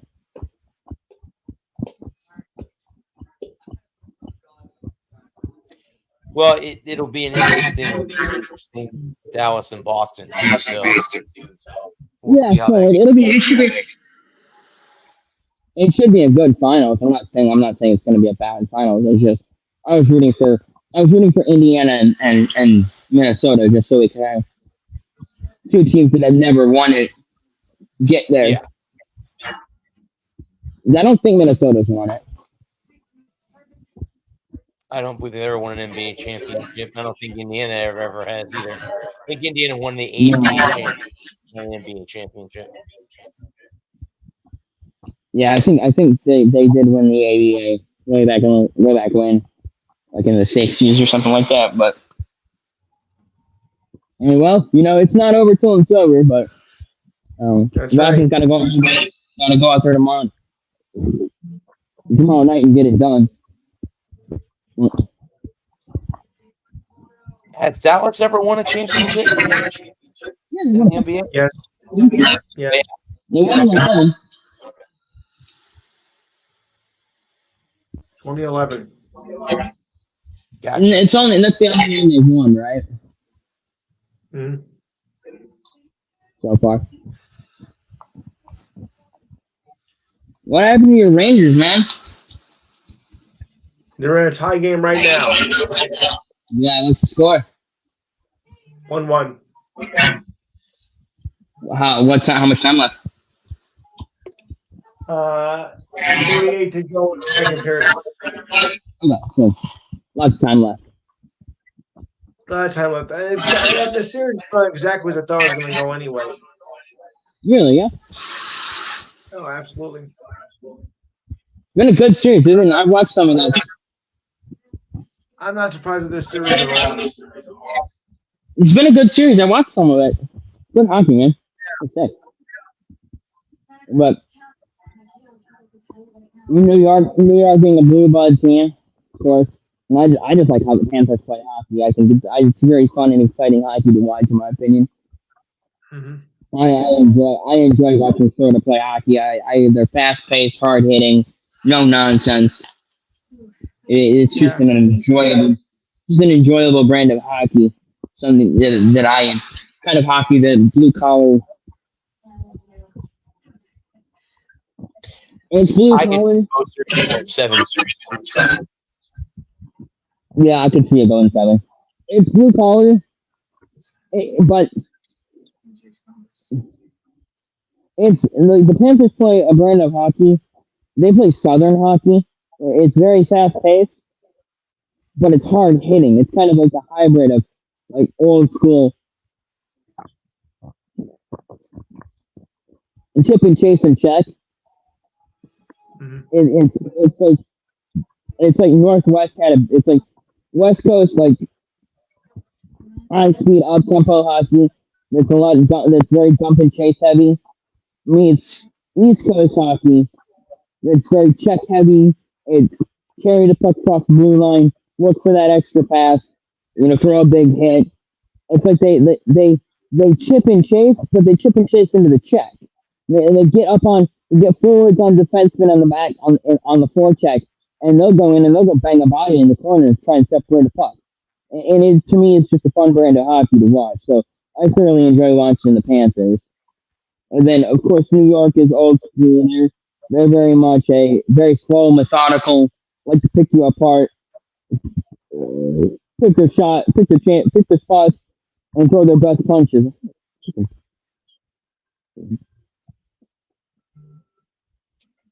Yeah, I think the Panthers can play both games. I think they can play aggressive. They can play their speed game, and they can also want to check you. They can check you too. They have the ability to do that. I think they're the team. I think that out of the 4 teams that are left, would have to be the favorite to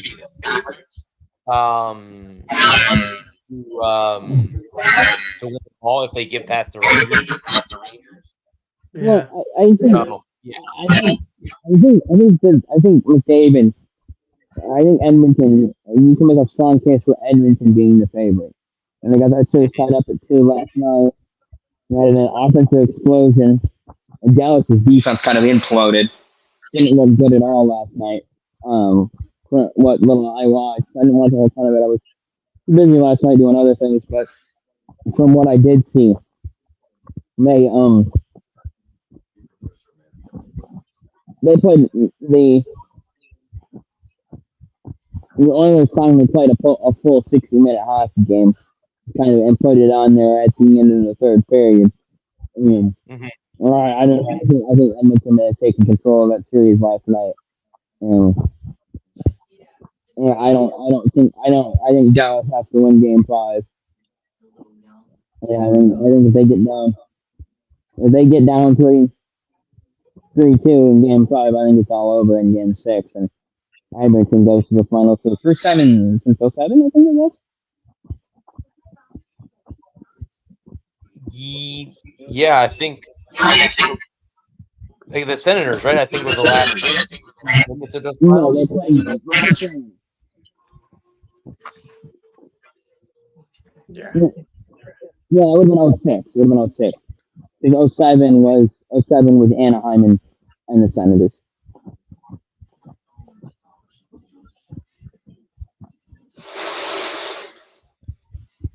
Well, unless Dallas doesn't have in the final, which they haven't won a cup since 1993, so that'll be interesting. Edmonton hasn't won the cup since 90, because it was the Canadians that won in 93.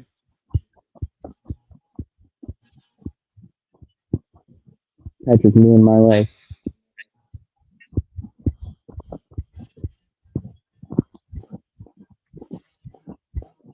Because Edmonton won Canadian team won the Stanley Cup 90. 93. It was 93. It was Montreal. It was Edmonton wins in 90, and then the Penguins go in 91, 92, and then 93 was Montreal. 94 was New York. 95 was New Jersey. 96 was Colorado. 97 was Detroit. 98 was Detroit. 99 was Dallas. 2000 was Colorado. 2001 was New Jersey. 2002 was Detroit. 3 was the Who was those? it was Colorado. And then 04 was Tampa Bay. 05 was Milwaukee. 06 was Carolina. 07 was Anaheim. 08 was Detroit. 09 was Pittsburgh. 2010 was Boston. 11 was Chicago. 12 Kings. was Kings. 13 was Boston.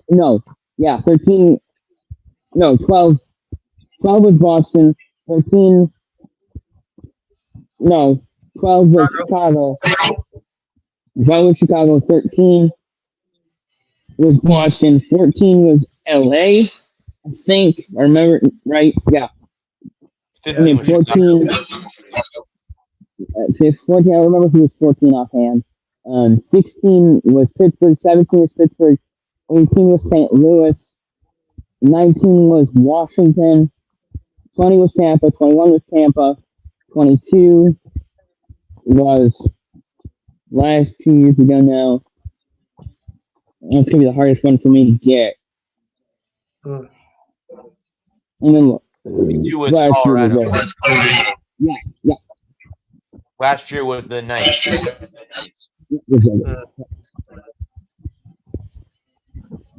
then 22, I wouldn't have come up with 22. I don't know why. Probably because I hate Colorado. So there's that.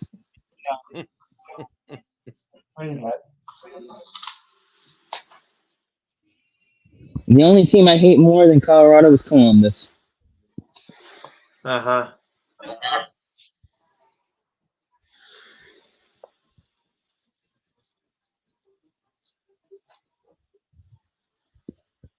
I don't think guys. If We you- ever if- talked about it. What do you guys feel about the new kickoff rule in the NFL? Or did we talk about that already? I don't remember. if We we talked haven't about that. covered it yet. We haven't gone over that yet. Did we? I don't remember covering it. Maybe briefly in passing, but yeah. I don't care. If it makes the game safer, I'm all for it.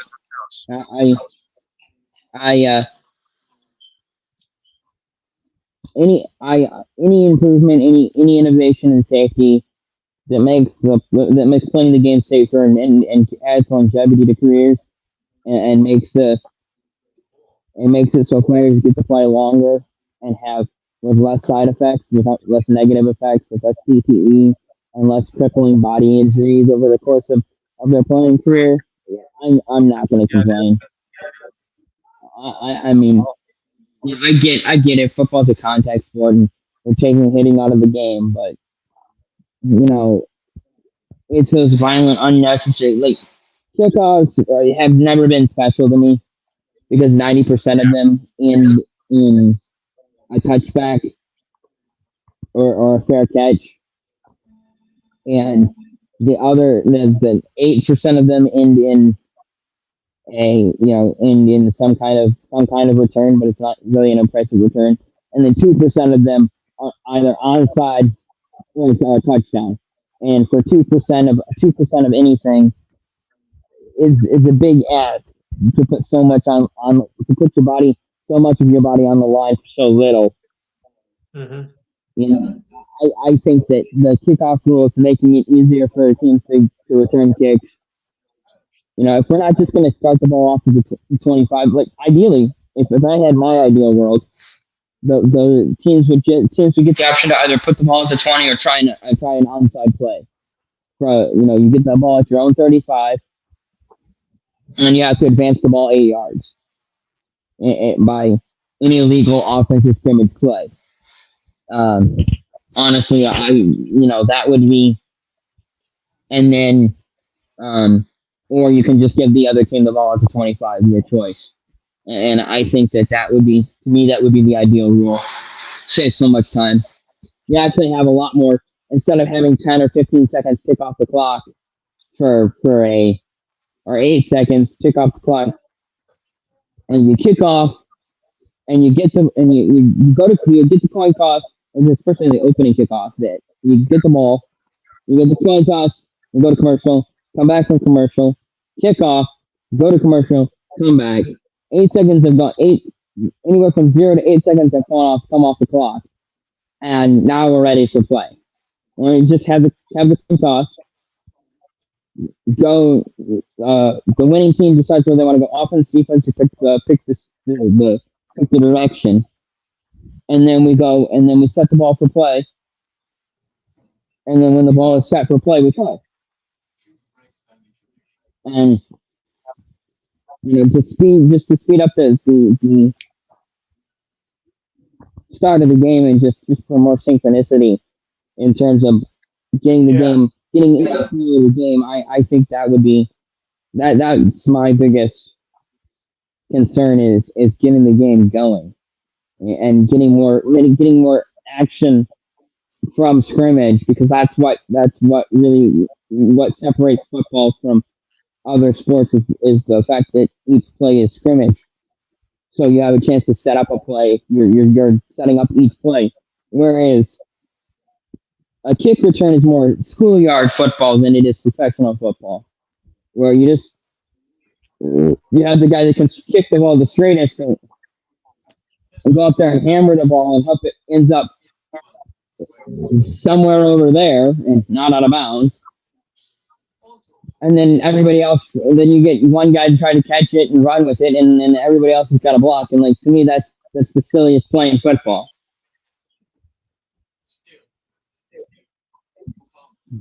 I'm curious to see how it turns out. One of the other podcasts that I was on, they were all so we'll see how it works out during the preseason a couple months from now. Let's say 2 months from now when training camp opens up and stuff like that. So we'll see how it all goes down. Well, and unlike a punt return, unlike a punt where it has a strategic advantage where you can attempt to pin your opponent back. Mm-hmm. Like a kick return, anything inside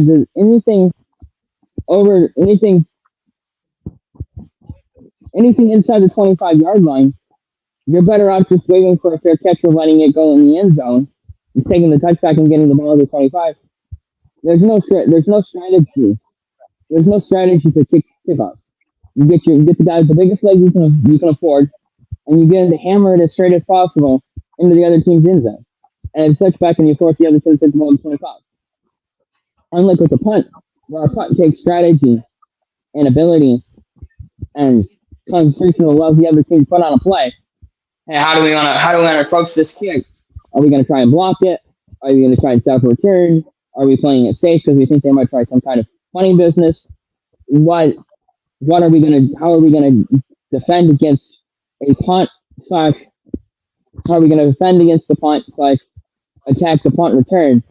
There's a lot more nuance that goes on a punt return as opposed to a kickoff return. Where a kickoff is very straightforward. I kick the ball to you, and you try to run it back into my end zone, and then who has the better blocking wins. And 95 to 98% of kickoffs end in a touchback or a short return, and a lot of injuries. And then that's the big thing is like when it comes down to it, about 10, 12, 15 years ago, when Roger Goodell was looking at, and you can hate him all you want, and I know you all do, so that's fine.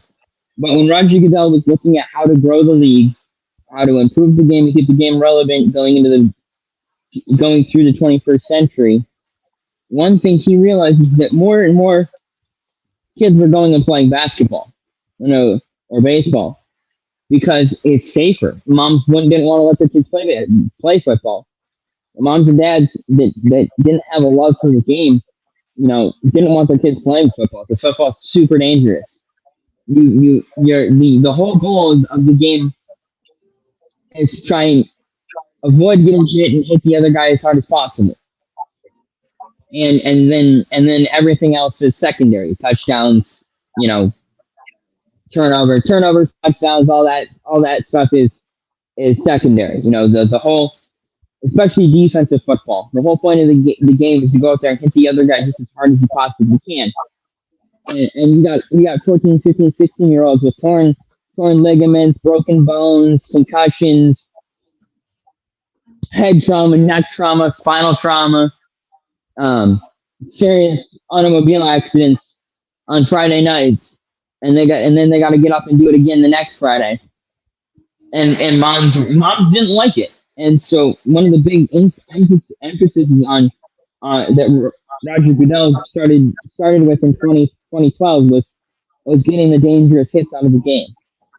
Cleaning that up so that kids weren't getting, so that as cleaning up the pro game, getting those violent, vicious, nasty hits out of the pro game allowed the junior leagues, whether it be college or high school or Pop Warner, to be like, hey, look, guys, the NFL has changed these rules. The NFL has improved safety and made the game better for their athletes.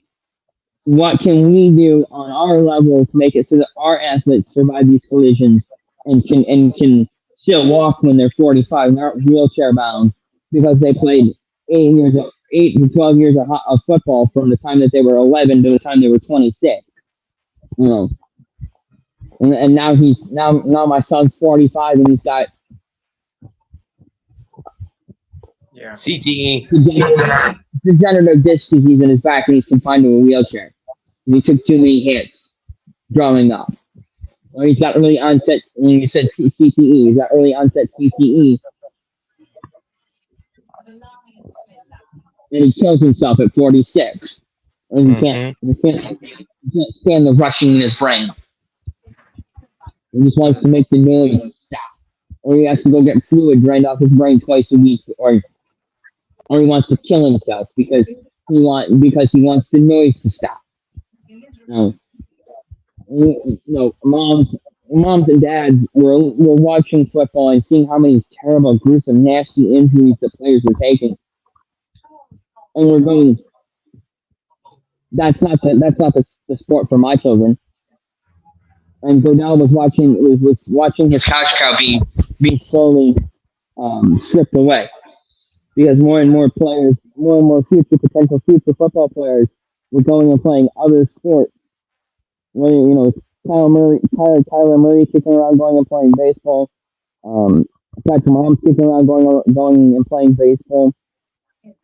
Like LeBron going and playing basketball. Yeah, I know that was before Goodell got there, but losing out on a freak athlete like LeBron to basketball, a guy that could have very easily played 10 years in the NFL and been a tight end or a wide receiver on par with the Shannon Sharp.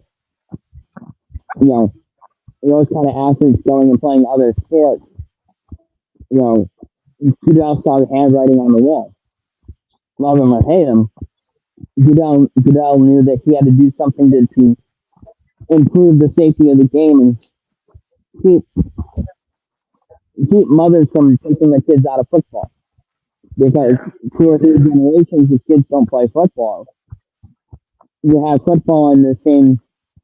You go back to having 1 or 2 great players and everybody else being mediocre. True. Yes. Yeah. Because I would say the mid 90s, you have kids that are coming into football, guys like Brett Favre and Tom Brady and Peyton Manning and Eli Manning and Wes Welker, Chris Carter, Randy Moss, Derek Brooks. I didn't want to just name quarterbacks, but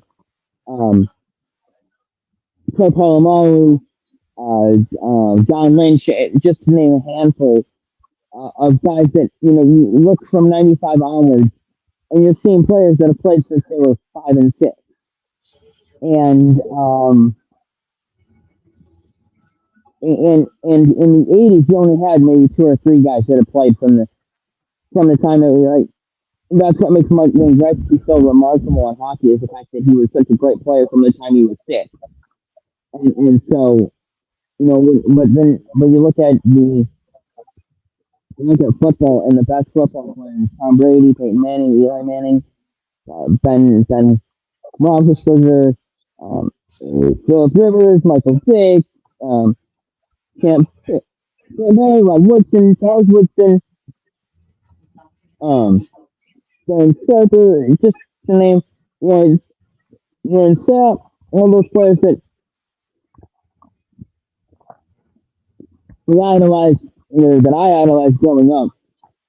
All those guys that I wish I could have been and emulated in my backyard. Those guys all played football from the time that they were knee-high to a grasshopper. And if you have that caliber of a football player, look at Mahomes and Lawrence and Allen, and you have to have played football at a high level your entire life. And if kids are getting hurt at getting major injuries at younger and younger ages, and parents are going, well, last year the Sorensen's son broke both of his arms and a leg and cracked a rib and was shot 3 times in the face. I don't want my kid playing football. You know, it's gonna stunt. It's gonna stunt. You know, if he's not playing football until he's 16, it's gonna 17 when he's gonna play. He's gonna play his senior year in high school and go right from senior year to college. It's gonna stunt the progress of the NFL, and so that is the real reason why the game evolved, because Goodell knew, and the people around him knew that the perception of the game was changing, where it went from in the 60s and 70s, and they were saying that in the 60s and 70s that it was a panty waist game for 60s, and you put skirts on all of them. And we can continue this line of thought next week because it's 10 o'clock and I'm sure you boys want to get out of here. Yeah. With that, go ahead, Lou. Talk about your All right. Next sports show. 4:06 p.m. Eastern Time. Number to call is 512-543-42. We have a lot to go on. Of course, we'll continue with the NHL Conference Final Plus. Well, I think we're going to preview the NBA finals because I think it's been out of reach now. We'll talk some French Open. We'll recap the big day in auto racing. We'll also talk some WNBA, UFC, and WWE, Major League Baseball as well. And we'll also have thoughts on the casting of one of the NBA greats, Bill Walton, as well. If you have any thoughts on that, please give them. Also, have our monthly standings and schedule. Your thoughts and comments, sports trivia, and the feel good story of the week. So if you guys can already call 512-513-4662. Repeat again, 512-543-4662. Saturday, 4 to 6 p.m. I hope I get settled in before the show's over. On that note, good night. With that, guys, I think we're having a bad background noise, so I'm just going to end the show now. Everyone, stay safe. We'll be back next Thursday. Peace. Good.